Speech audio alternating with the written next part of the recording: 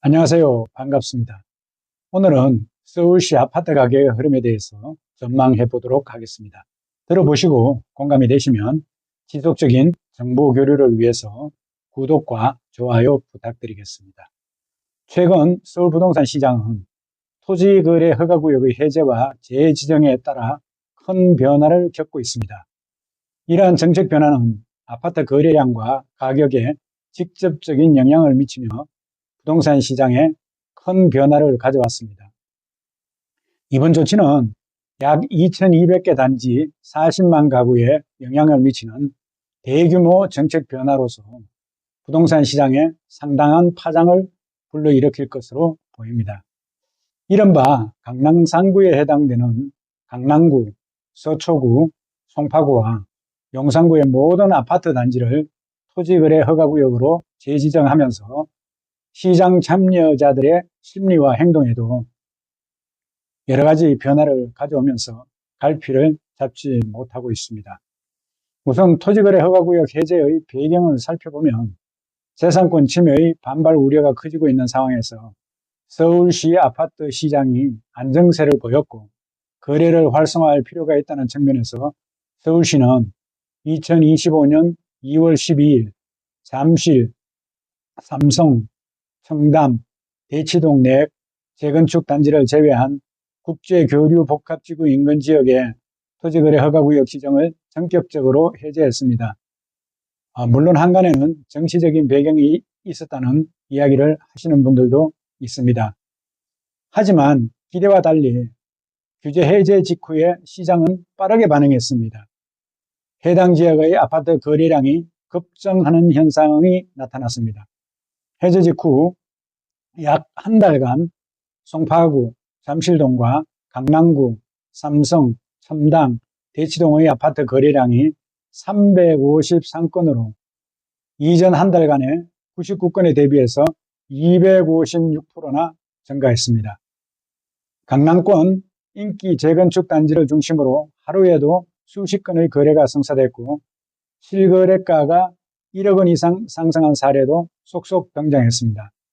이러한 거래량 증가는 일부 단지에서 신고가 거래를 기록하며 가격 상승으로 이어졌습니다. 한국부동산원에 따르면 3월 둘째 주 송파구 아파트 매매 가격은 전주 대비해서 0.72% 상승하여 2018년 2월 이후에 최대 상승폭을 기록했습니다. 강남구와 서초구도 각각 0.69%, 0.62% 상승하며 비슷한 추세를 보였습니다. 특히 대치동, 삼성동, 잠실 일대 재건축 단지들이 빠르게 반등하면서 역시 강남이 최고라는 분위기가 시장에 퍼졌습니다. 이렇게 거래와 가격이 급속도로 오르자 서울시는 해제 한 달 만인 2025년 3월 19일 강남 3구와 용산구 전체 아파트 단지를 다시 토지거래 허가구역으로 재지정했습니다. 토지거래 허가구역이란 이 구역으로 지정이 되면 부동산 거래 시 관할관청의 허가를 받아야 하므로 거래 절차가 복잡해지고 실거주 목적이 아니면 사실상 거래가 불가능하며 일정 기간 동안 전매가 금지되고 전입 및 거주 의무도 부과가 됩니다. 사실 실수요자만 허가가 가능하고 투자 목적 매입은 제한이 되기 때문에 매매와 거래량이 감소하고 이로 인해서 아파트 가격은 하락할 수밖에 없습니다. 이로 인해서 일반 매매가 제한되자 투자 수요는 경매 시장으로 이동하는 경향도 보였습니다. 2025년 3월 서울 아파트의 낙찰가율은 100% 가까이 보이면서 전월 대비 6% 상승하고 3개월 만에 최고치를 기록했습니다. 이는 토지거래 허가구역 재지정 이후에 경매를 통한 고가 낙찰이 이어졌기 때문으로 분석이 됩니다. 이번 조치는 시장의 과열 조짐을 막기 위한 긴급 제동이었지만 시장은 이미 방향을 틀기 시작했습니다. 그렇다면 토지거래 허가구역의 재지정은 서울 아파트 가격에 어떤 영향을 미칠까요? 일견 토지거래 허가를 받는 상황에서 투자 목적의 매수는 제한되므로 허가구역 외의 지역이나 다른 형태의 부동산 투자처를 모색하는 것이 바람직합니다. 하지만 이 제도는 실수요자를 보호하고 투기 수요를 억제하는 데 목적이 있지만 동시에 시장의 활력을 떨어뜨리고 거래를 급감시키는 부작용도 있습니다. 결과적으로 가격의 급등을 잠시 억제하는 브레이크 역할은 가능하지만 공급 부족이라는 근본 원인을 해결하지를 못합니다. 서울의 입주 물량이 해마다 줄고 있어 2025년 입주 예정 물량은 2만 5천 세대도 안 된다는 예측이 있습니다. 공급이 줄면 전세 가격이 올라가고 전세보다 차라리 집을 사자는 수요가 늘어날 수 있습니다. 그러면 우리는 어떤 식으로 대응을 해야 할까요? 정부가 규제를 재차 강화하면서 실수요자들은 고민에 빠졌습니다. 지금 사야 하나, 더 기다려야 하나. 하지만 불안정한 전세 시장, 줄어드는 입주 물량, 높아지는 매수 경쟁 등을 고려하면 오히려 지금이 매수 적기일 수도 있습니다. 토지거래 허가구역 재지정은 서울 부동산 시장에 단기적인 안정화를 가져올 수 있지만 장기적인 시장 흐름은 금리, 정책, 수요 공급 등의 다양한 요인에 의해서 결정이 될 것입니다. 따라서 시장 동향을 면밀히 관찰하고 신중한 의사결정을 하는 것이 중요합니다. 한국은행은 2025년 하반기 기준금리 인하를 공식적으로 시사하고 있습니다. 미국 연준도 동조할 가능성이 커지고 있습니다.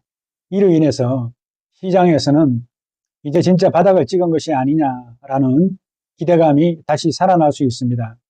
금리가 내려가면 대출 부담이 줄어들어서 매수세가 다시 살아날 수 있습니다. 실제로 대출 부담이 줄어들면서 실수요자는 물론 일부 투자 수요도 재진입을 하고 있습니다. 또한 서울시 입주 예정 물량은 점점 줄어들고 있습니다.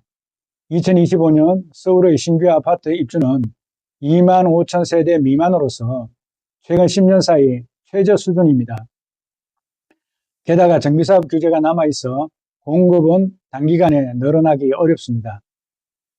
공급 부족은 전세 가격 상승을 불러오고 이는 다시 매수 수요로 연결되며 시장 가격을 끌어올리는 악순환을 만듭니다. 토지거래 허가구역 내에서 주택을 구매하려는 실수요자는 허가 절차를 철저히 준비하고 자금 조달 계획을 명확하게 해야 합니다. 토지거래 허가제 재지정으로 단기적으로는 가격 상승세가 다소 주춤하다고 할 수 있습니다. 특히 일반 투자자들의 수요가 빠지면서 일부 단지는 숨고르기에 들어갈 가능성이 큽니다. 하지만 이는 일시적인 조정에 불과할 수 있습니다. 실거주 기반의 매수는 여전히 유효합니다. 실수요자라면 지금 철저히 입지 중심으로 접근을 해야 합니다.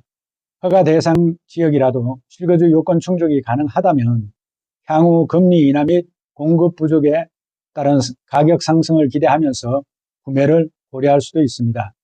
일반 투자자라면 허가구역 내의 투자는 현재로서는 어려움이 크기 때문에 비규제 지역이나 수익형 부동산에 눈을 돌리는 전략도 필요합니다. 강남, 서초, 송파, 용산이 아닌 다른 곳에도 기회는 항상 존재합니다. 정책 변화 흐름을 주의 깊게 지켜보세요. 재건축, 재개발의 정책 완화 여부가 주요 변수입니다. 변동성 속에서 기회는 항상 존재하고 있습니다. 시장 흐름을 선도하는 건 결국 정보와 판단력입니다. 서울 아파트 시장은 지금 변곡점에 서 있습니다. 규제는 강화됐지만 공급은 부족하고 금리는 내려갈 조짐을 보이고 있습니다. 불확실성이 큰 만큼 시장을 읽는 눈이 더욱 중요해졌습니다. 지금 필요한 건 성급한 결정이 아니라 정확한 판단과 전략적인 접근입니다. 부동산 시장의 안정화를 위한 정부의 규제 강화는 당분간 지속될 것으로 예상됩니다. 따라서 실수요자들은 자신의 거주 목적과 재정 상황을 고려하여 신중하게 접근해야 합니다. 일반 투자자들은 규제의 영향을 면밀히 분석하고 경매 등 대체 투자 방안을 모색하는 것도 필요합니다. 또한 정부의 추가 규제 가능성도 염두에 두어야 합니다. 결론적으로 토지거래 허가구역의 해제와 재지정은 서울 아파트 거래 동향에 큰 영향을 미쳤습니다. 거래량과 가격의 변동, 경매 시장의 활발화 등 다양한 변화가 나타났으며 시장 참여자들은 이러한 변화를 주의 깊게 살펴보고 정확하고 신중한 대응 전략을 마련해야 할 것입니다. 이상으로 서울시 아파트 가격 흐름과 전망에 대해서 살펴보았습니다. 감사합니다.